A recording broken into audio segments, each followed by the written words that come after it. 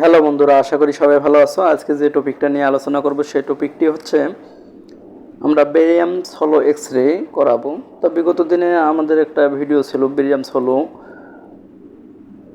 X রের। তো যাই হোক, ওটা কিন্তু একটি normal barium solo X ray video ছিল। তো আজকে যে আমরা রোগীর বেরিয়াম সোলো করব, তো এই বেরিয়াম সোলো পেশেন্টটা অত্যন্ত দুর্বল এবং অ্যাবনর্মাল একটি রোগী। তো দেখা যাক আমরা এই টেস্টে কত দূর আমরা অ্যাবনর্মাল পাই পেশেন্টটাকে। তো এই টেস্টটা করার জন্য আমরা কিন্তু মেডিসিনটা প্রসেসিং করব। তো মেডিসিনটা প্রসেসিং করার নিয়ম হচ্ছে পানি গরম করে এটা ঠান্ডা করে ওই পানি দিয়ে এটা সলিউশনটা করতে হবে। এটা তো যাই হোক, আমরা এভাবে একটা স্বচ্ছ পাত্রে, ঠিক আছে, একদম পরিষ্কার পাত্রে একটা চামচ নেব, একটা পাত্রে এভাবে ধীরে ধীরে পানি দিব এবং ধীরে ধীরে আমরা মেডিসিনটা মেশাবো। তো এভাবে আমরা ধীরে ধীরে মেডিসিনটা মেশাবো। এবং যেহেতু টেস্টটা সেন্সিটিভ, তো সেক্ষেত্রে আমাদের কিন্তু অনেকটা গুরুত্ব দিতে হবে এই টেস্টটার বিষয়ে। তো বিশেষ করে মেডিসিনটা কিন্তু এই টেস্টের একটা গুরুত্বপূর্ণ বিষয়। মেডিসিন যদি আমরা প্রসেসিং ঠিক মতো না করি, তো সেক্ষেত্রে কিন্তু আমাদের টেস্টটাও সুষ্ঠুভাবে আনতে পারবো না, ঠিক আছে। এবং পেশেন্ট এই মেডিসিনটা যে খাবে, পেশেন্টের খেতেও অনেকটা কষ্ট হবে এবং আনইজি ফিল করবে, যার কারণে আমরা কিন্তু টেস্টটা ক্লিয়ার রিপোর্ট আনতে পারবো না। আর ক্লিয়ার রিপোর্ট আনতে না পারলে রোগীর কিন্তু টেস্টটা কমপ্লিট হবে না। তো সেক্ষেত্রে বন্ধুরা শুরু থেকেই একটু লক্ষ্য রাখবে তোমরা যে এখানে যে আমি ধীরে ধীরে যে প্রসেসিং করতেছি, যে মেডিসিন গুলানো, হ্যাঁ, এভাবে ধীরে ধীরে একদম মিক্সড করবা। আমি বারবার এই কথাটা বলতেছি কারণ মেডিসিনটা অত্যন্ত গুরুত্বপূর্ণ কিন্তু এই টেস্টটার ক্ষেত্রে, ঠিক আছে। মেডিসিনটা আমরা ধীরে ধীরে এভাবে গুলাবো। আর এভাবে যে গুলানোর সিস্টেমটা, এটা কিন্তু আমি ইজিলিভাবে আমরা সরাসরি যাতে করতে পারি সেই বিষয়টা আমি ইজিলিভাবে তোমাদেরকে দেখানোর চেষ্টা করতেছি আর কি।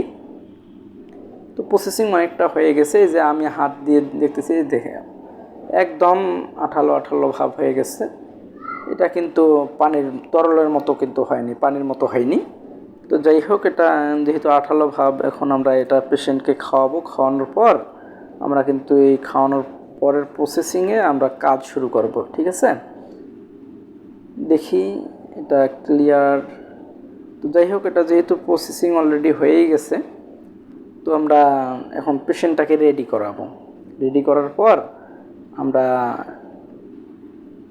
এই যে একটু লক্ষ্য রাখো, এই দেখো আমি চামচ দিয়ে দেখাইলাম, হ্যাঁ, এটা একদম প্রসেসিং হয়ে গেছে। তারপর আমরা রোগীকে এভাবে স্ট্যান্ড মোডে আমরা দাঁড় করাবো। দাঁড় করার পর ওনার মুখে আমরা দিয়ে দেব মেডিসিন কিছুটা দেওয়ার পরে আমরা এদিকে কন্ট্রোলার রুমে এসে আমরা পেশেন্টটাকে ধীরে ধীরে চিবায়া গিলতে বলবো, ঠিক আছে। যখন উনি খাবেন, তো খাওয়ার প্রসেসিংয়ের সময় আমরা কিন্তু স্পোজ মারবো, হ্যাঁ, এক্স রে করবো। এই যে উনি কিন্তু খাচ্ছেন ধীরে ধীরে, হ্যাঁ, আমরা এর ফাঁকে কিন্তু স্পোজ মারবো। তো আমরা যে অ্যাঙ্গেলে নেই, ল্যাটারালে পজিশন নেই, এপি পজিশনে নেই, যেভাবেই নেই, প্রতিবারই কিন্তু মেডিসিন মুখে দিয়ে উনি গিলবে, হ্যাঁ। আর সেই অনুযায়ী আমরা কিন্তু স্পোজ মারবো। আর ইসোফেগাসের যে লাইনটা আমরা কিন্তু এটা ক্লিয়ারলি বুঝতে পারবো, ঠিক আছে। স্টমাক পজিশন পর্যন্ত আমাদের যে নালীটা, এটা কিন্তু আমরা ক্লিয়ারলি বুঝতে পারবো যে। আর এই টেস্টটা সাধারণত কিন্তু এই যে আমরা যে গলা দিয়ে স্টমাক পর্যন্ত যে খাবার নামে, এই নালীটা আসলে কোথাও চিকন অথবা ফুটো, অন্য কোনো প্রবলেম আছে কি না। তো যাই হোক, আমরা এভাবে স্পোজ মারার পরে আমরা কিছু ইমেজ নিয়ে আসছি, যে এটা কিন্তু এপি পজিশন, গলার নিচের অংশটা আসেনি, কিন্তু এদিকে স্টোমাক পজিশন পর্যন্ত আসছে এবং আমরা ল্যাটারাল পজিশনও নিয়েছি, হ্যাঁ। তো এখানে একটু লক্ষ্য রাখার বিষয় হচ্ছে যে তোমরা যারা মেডিকেল টেকনোলজিস্ট বা মেডিকেল সেক্টরের যারা লোক আছো, দেখো স্টোমাক পজিশনটা কিন্তু আসলে অ্যাবনর্মাল পজিশন। স্টোমাক পজিশন কিন্তু এরকম থাকে না। হ্যাঁ, স্টোমাক পজিশন কি আসলে এরকম থাকে? অবশ্যই তোমরা কমেন্টে জানাবে। এরকম কিন্তু থাকে না, আরও উপরে স্টোমাক থাকে। স্টোমাক কিন্তু একদম নিচে নেমে আসছে। হ্যাঁ, আমরা এটা বেসিক, আমরা রিপোর্ট করতেছি না, আমরা বেসিক ইমেজটাই দেখতেছি অ্যাবনর্মাল। স্টোমাক নিচে নেমে আসছে, প্লাস ল্যাটারালে দেখতেছি যে আমাদের যে নালিটা আছে, হ্যাঁ, খাবারের যে নালিটা স্টোমাক পর্যন্ত আসার, এখানে কিন্তু খাবারের নালিটা একটু চিকন মনে হচ্ছে। হ্যাঁ, এখানে আটকানো, মেডিসিনটা আটকানোর মতো মনে হচ্ছে। তো যাই হোক, এটা এমনিতেই ইমেজটা দেখেই মনে হচ্ছে যে তুই অ্যাবনর্মাল। তো সেক্ষেত্রে তো অ্যাবনর্মাল হবেই কোনো না কোনো প্রবলেমের কারণে।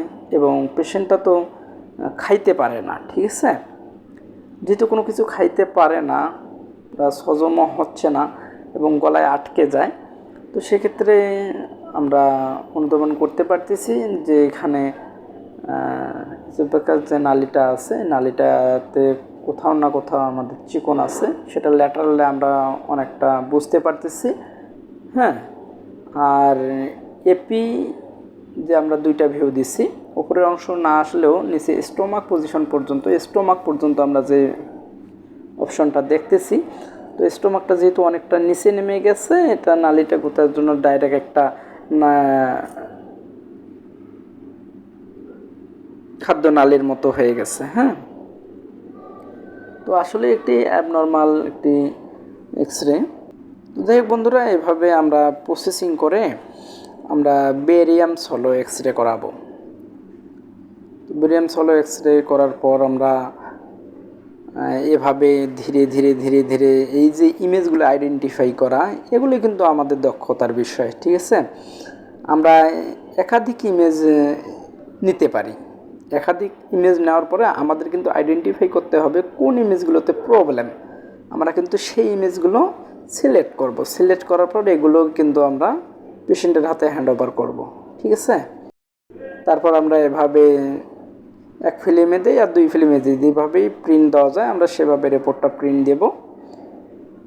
তো বন্ধুরা, ভিডিওটি ভালো লেগে থাকলে অবশ্যই লাইক করবে, কমেন্ট করবে। হ্যাঁ, চ্যানেলে নতুন হয়ে থাকলে অবশ্যই সাবস্ক্রাইব করবে। আল্লাহ হাফেজ।